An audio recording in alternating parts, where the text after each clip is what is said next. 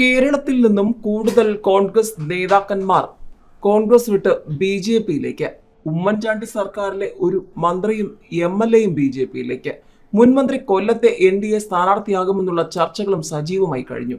ഇതിനിടെ പത്മജ വേണുഗോപാലിന് പിന്നാലെ പത്മിനിയും Kerala Sports Council മുൻ പ്രസിഡന്റും ബി ജെ പിയിൽ. സംസ്ഥാനത്തെ ഒരു വിഭാഗം കോൺഗ്രസ് നേതാക്കൾ ബി ജെ പിയിൽ ചേരുന്നു എന്ന അഭ്യൂഹം ശക്തമായിരിക്കുകയാണ്.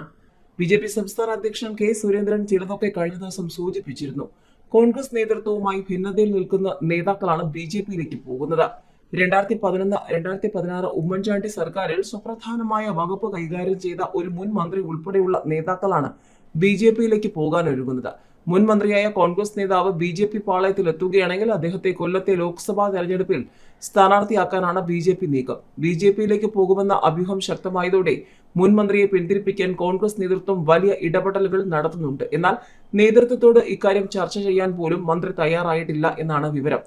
മുൻ മന്ത്രിക്ക് പുറമെ 2 മുൻ MLA-മാരും കോൺഗ്രസ് വിട്ട് ബി ജെ പിയിലേക്ക് പോയേക്കുമെന്നാണ് ശക്തമായ അഭ്യൂഹം. ഇവരുമായും നേതൃത്വം ചർച്ചകൾ നടത്തുകയും പിന്തിരിപ്പിക്കാനുള്ള ശ്രമങ്ങൾ നടത്തുകയും ചെയ്തിട്ടുണ്ട്. ഉത്തരേന്ത്യയിലും മറ്റ് സംസ്ഥാനങ്ങളിലും കോൺഗ്രസിന്റെ തകർച്ചയ്ക്ക് വഴിവെച്ച അതേ രീതിയിലുള്ള ഓപ്പറേഷനാണ് കേരളത്തിലും ബി ജെ പി നടപ്പിലാക്കുന്നത്. ബി ജെ പിയുടെ കേന്ദ്ര നേതൃത്വമാണ് കേരളത്തിൽ കോൺഗ്രസ് നേതാക്കളെ അടർത്തിയെടുക്കുന്നതിനുള്ള നീക്കങ്ങൾ നടത്തുന്നത്. ലോക്സഭാ തെരഞ്ഞെടുപ്പ് തൊട്ടടുത്ത് നിൽക്കുകയാണ്. സ്ഥാനാർത്ഥികളെ പ്രഖ്യാപിച്ച് കേരളത്തിൽ 2019 ആവർത്തിക്കാൻ ശ്രമിക്കുന്ന കോൺഗ്രസിനെ സംബന്ധിച്ച് ഇപ്പോഴുണ്ടാകുന്ന ഈ നീക്കം വലിയ പൊട്ടിത്തെറിയിലേക്ക് കാര്യങ്ങളെ എത്തിക്കും. CPM-ലേക്ക് നേതാക്കൾ പോയാലും ബി ജെ പിയിലേക്ക് പോകരുതെന്നും അത്തരമൊരു നീക്കം ലോക്സഭാ തെരഞ്ഞെടുപ്പിൽ വലിയ പ്രത്യാഘാതം ഉണ്ടാക്കുമെന്നും കോൺഗ്രസ് നേതൃത്വം തിരിച്ചറിയുന്നുണ്ട്. ഭരണവിരുദ്ധ വികാരം കേരളത്തിൽ ശക്തമാണെന്നും അതുകൊണ്ട് തന്നെ കേരളത്തിൽ കോൺഗ്രസിന് അനുകൂലമായ സാഹചര്യമാണുള്ളതെന്നും നേതൃത്വം വിലയിരുത്തുന്നു. ഇത്തരമൊരു സാഹചര്യത്തിൽ കോൺഗ്രസ് നേതാക്കൾ ബി ജെ പിയിലേക്ക് പോയാൽ അത് ഇടതുമുന്നണിക്ക് ഗുണം ചെയ്യുമെന്നും നേതൃത്വം വിലയിരുത്തുന്നു. അതോടൊപ്പം തന്നെ പത്മജ വേണുഗോപാലിന് പിന്നാലെ K. കരുണാകരനുമായി അടുത്ത ബന്ധമുള്ള ചില നേതാക്കളും ബി ജെ പിയിൽ പോയേക്കുമെന്ന അഭ്യൂഹവും ശക്തമാണ്. ഏതായാലും ഏഷ്യൻ ഗെയിംസ് മെഡൽ ജേത്രിയും കേരള സ്പോർട്സ് കൗൺസിൽ മുൻ പ്രസിഡന്റുമായ പത്മിനി തോമസും ബി ജെ പിയിലേക്ക്. വർഷങ്ങളായുള്ള കോൺഗ്രസ് ബന്ധം അവസാനിപ്പിച്ചാണ് കായിക താരം കൂടിയായിരുന്ന പത്മിനി തോമസ് ബി ജെ പിയിൽ ചേരുന്നത്.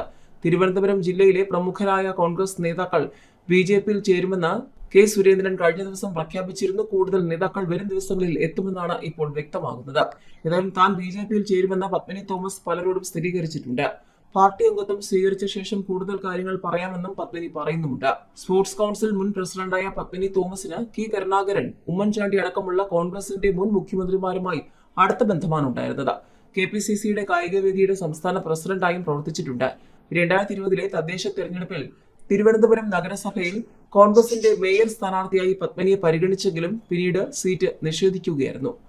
പത്മിനിക്ക് പുറമെ മറ്റ് ചില കോൺഗ്രസ് നേതാക്കളും ബി ജെ പിയിൽ ചേരുമെന്ന് സൂചനയുണ്ട്. തിരുവനന്തപുരത്തെ കർഷക കോൺഗ്രസിന്റെ പ്രമുഖ നേതാവും വട്ടിയൂർക്കാവ് നിയോജക മണ്ഡലത്തിലെ ചില കോൺഗ്രസ് നേതാക്കളുമാണ് ബി ജെ പിയിലേക്ക് ചേക്കേറുന്നതെന്നാണ് വിവരം.